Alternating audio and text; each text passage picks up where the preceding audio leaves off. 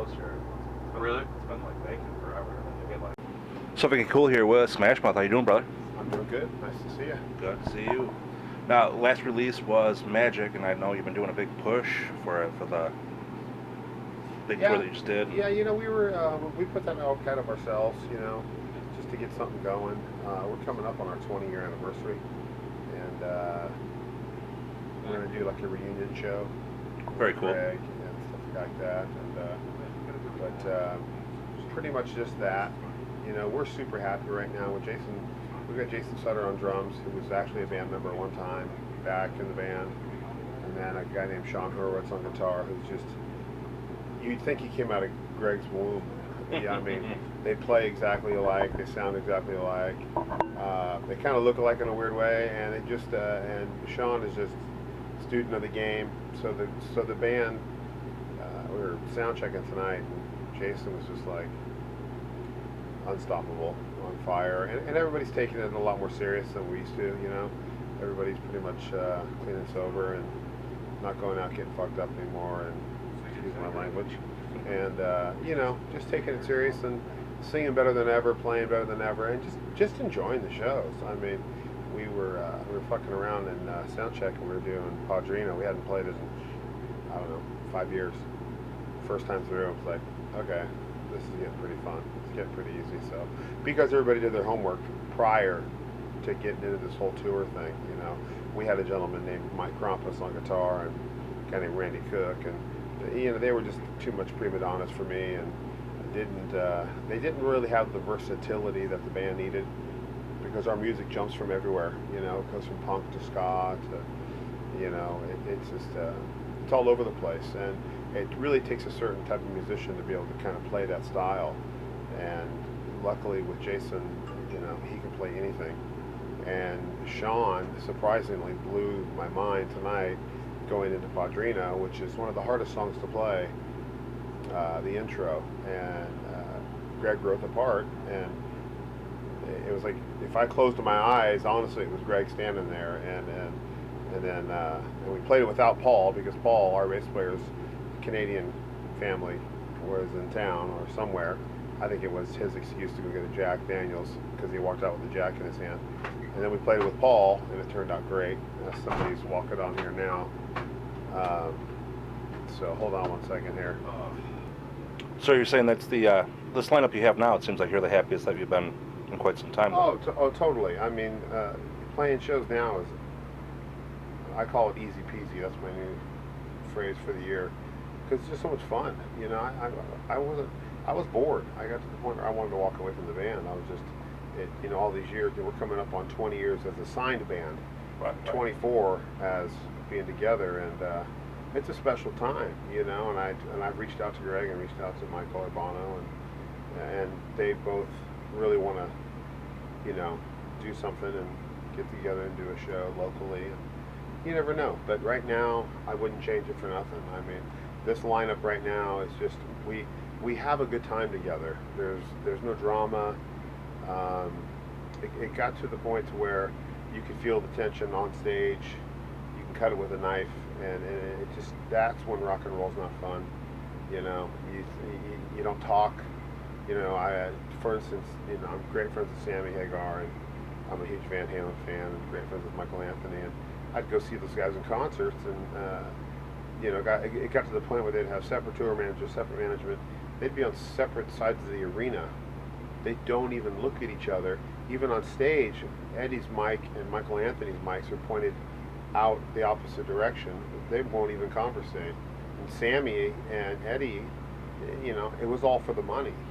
I had heard, and don't quote me on this, but whatever, I had heard it, when they brought Sammy back in, it was to help another band member out, family member, I won't say, and it was a big payday.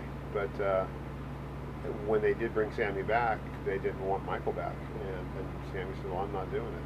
And Sammy and Michael are like that, and that's how it should be. That's how a band should be, and that's why he's been around so long, And for me, I just want to have a good time. We've been blessed enough to be able to do this for a living, and if you're going to fight over money and a bunch of bullshit like that, and you know, wives and other people getting involved in your business and trying to tell you how to run your business, it just takes the fun out of it. And now we're at a point now, it's like you got guys that are just like, are you kidding me? We get to do this for a living. We get to go out and sit around I've been on my computer all day looking at furniture. What the fuck? I'm trying to furnish a new house, and and dealing with ex-girlfriends that hate me. So they can't get any better than that, you know. And I'm trying to find simplicity tonight. I don't even know what's going to happen. So, but it's fun. I mean, it is, you know. And we're looking forward to making a new record. We're deciding on what to do right now. We're at a point right now where do we put we have enough material, incredible material, for a double record. Oh, wow. We also have an incredible amount of shows that would be an amazing live record. Straight off the board, running through nothing. I had heard it. Our front of house guy, Eddie Kaipa, who was with us for a long time, for years, we did a show in South Dakota, and he goes, listen to this. And I don't ever watch myself on TV. We played Letterman, I don't know, 5-6 times. We played Leno more than probably any other artist, and I've never seen one episode. I'm not that guy. I don't read articles, stuff like that. That's not my thing. And I was in the back of the bus, and they were listening to it, and I go, what CD do you have on? And I literally was like, they're like, dude, this was today. And it was weird because soundcheck was the worst fucking soundcheck on the planet Earth. I was throwing shit, and I was like, fuck this shit, let's just play the show. I was tired, you know, we've been on a run, and it was just boom. And those are the best shows. It's the shows when you're the most pissed or you're the most exhausted that really come out the best. And but you know, with the old lineup and the original lineup, you know, Greg and I started out as brothers. We formed this band together. You know, there's a bond that'll, you know, I would take a bullet for that guy tomorrow. You know, I would jump in front of a truck for a second, and then I'd push him in front of it. You know, if you know what I mean. Yeah, definitely. But no, I love him that much. And does it hurt sometimes? Yeah, not to have him around. Yeah, but at the same time, am I at a place where band-wise, show-wise, it's just fun, and that's how it should be, you know. Mm-hmm. And I think he's missing out on a lot, and I think he knows I know that, because I get little hints here and there. Paul, my bass player, and Greg are very, very close, and they probably talk more than I know. But Paul, you know, he usually comes around and says, "Oh, Greg called me at 3 in the morning, hammered, and you know, crying in soup, listening to Smash Mouth music, and misses the band, misses the guys." But there are legal situations, things like that happen within bands, and you know, unfortunately, I wish that didn't or wasn't part of this whole thing. It didn't start out that way, and it shouldn't end up that way. And hopefully, you know, we can work our differences out and at least go do a few shows together and have some fun. But you know, this band right now, we did the summer tour with Sugar Ray and Vertical Horizon, Fastball, Jim Blossom's. You know, we headlined the thing. It was the Under the Sun. They tried it last year. It was called Summerland with Everclear, and you know, Art's just the biggest douchebag on the planet. The guy couldn't sing to save his life, and I'll say that right here to him. Now, I can't stand the motherfucker, and they ended up calling it Bummerland instead of Summerland, and so Mark came to me that year, and I turned it down. I wouldn't tour with him. I said I can't, and I'm not even friends with Art to the point to where I hang out with the guy. I just don't like his energy. You know, I'm more about that kind of guy. And this tour was fantastic. The shows from the first night were in, I want to say Albuquerque. You know, you just knew it. Right. We probably had one bad apple in the whole bunch, and it wasn't even a band member.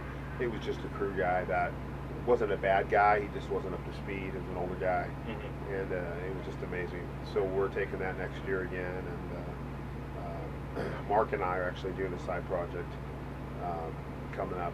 I can't say, I wish I could, but we just started rehearsals for that. It's just Mark and I and a whole separate band. It's going to be kind of a Vegas-y type thing. We're going to do, not in Vegas, well maybe, but it's basically the 2 lead singers thing, you know. Very cool. Yeah, kind of a cool banter thing. Mark and I we're real fun together on stage, and we want to do something different for a minute, you know. And I've been working, of all things, people always freak out and laugh, but I've been working on a country record for like 4 years and 4.5 years, and just finished recording with that, and got great people on it. Darius Rucker, Jamie Johnson's on it, and a lot of great guys on the record. So worked really hard on that, and we're just getting ready to mix the first single. And it's just something I've been wanting to do. You know, this music allows you to do these things. And you know, it was my manager came to me about 6 years ago. He's like, dude, you love country music, you always have. I know it's, you know, and now it's just becoming the common thing. But you know, he's like, make a fucking record.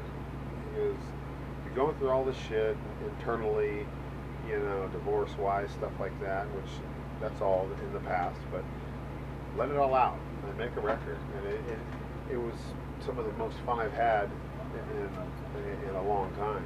You know, I just got back from Nashville the other day, moved there off and on twice, and made a lot of good friends over there. Was surprised how many country artists I have as fans too. So that made it a lot easier to be brought into the scene, because it is really a true fact. If you're not brought into the scene, there's a big old fucking cowboy boot sticking up your ass going, get the fuck out of here. And I've seen it happen. And I actually thought it was going to happen to me one time. And I had to clear the air on that one real quick. It was just a misunderstanding. But it's been fun, you know. So going out and doing these little small club runs after this big summer tour, you know, we like it. It's just, it's fun to get your feet wet and kind of go out and play these small little crowds, and just, it's more punk rock for us, you know. Right. And then, because the year's slowing down, you know. We just got back from Manila. We were in Australia. We were in Okinawa, Romania. We're doing a lot of, for some reason, we're going international everywhere. And then Yeah, Costa Rica next month. Costa Rica. Hey, that's easy peasy. 5 songs in and out. Right. 5 days, 5 songs. Right? You can't beat that. So, Yeah, definitely. So yeah. Oh wow, what's that? Oh, that's what I used to drink. It's my water. That's what I used to I keep it drink. in a pocket bottle. That's what sucks about being sober. Fuck. Right. Well, the right. shows are better. So is my liver and my kidney, but no, it's been great. So we're looking forward to getting up there tonight and playing. Last night we played, and we just went to a little banter thing too, and I don't know. It just seems like we're just having, it's just funner now. We're just having a good time, and the year's rounding out, you know. And but we haven't been this busy this time of year in about 6-7 years. So I don't know what's going on. I think it's just the time of the mouth right now. This time it's just our era of music's making a big turnaround. And going back to what we were talking about earlier up front, we're just not sure what we're going to do. We're going to put out a record with songs we've done that we just had too many to pick from. Right. You know, I'll say this about Greg. You know, he's one of the best songwriters in the business, and he doesn't write anything less than a B+. You know, so it's tough to choose. It's a very good thing to have when you have to pick. It's like working on a country record. You really don't get bad songs. And otherwise, we're going to do a complete cover record.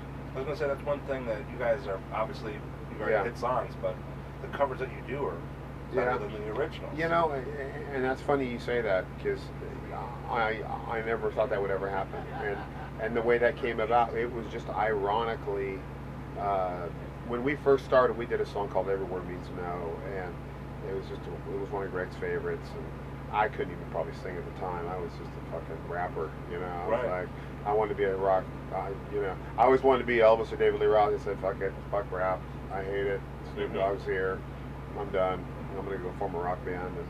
And, you know, when we started doing that kind of stuff, it was when Tom Wally, who signed us from years ago, came in the studio and basically said, stop the record. And Eric Valentine, who's done all of our big records, is like, well, fuck you. We're on the last song. We're done. We're mixing. Nope, you got to do this song called I'm a Believer. Nope. Okay, fuck it. Finally, we did it. First time through, it was literally, okay, there's something going on here, and we really have been fortunate for some reason. But it's not just Smash Mouth. It's a collective thing with Eric, with Greg, with Michael and Paul and all of us. It takes all of us to make these covers, and I would say better, you know. we've resurrected a few careers, put it that way. Yeah, definitely. And which isn't a bad thing, But so we've been talking about that, maybe doing just a complete cover record of all covers of songs we haven't done, so we'll see. We've got good options. It's either going to be a live record, it's either going to be a cover record, or it's going to be an original record. So, but we're just going to finish the year out, and we all have our own little projects, and everybody's got families now, so take a few months off and then jump right back into it. So I got to go play. Thank you guys for having me. Real quick, for those that want to follow up, see the tour, see everything like that, what's the best way for your fans to? Well, the best way to check us out is go on smashmouth.com or go onto our Facebook, and you can also go on my personal page.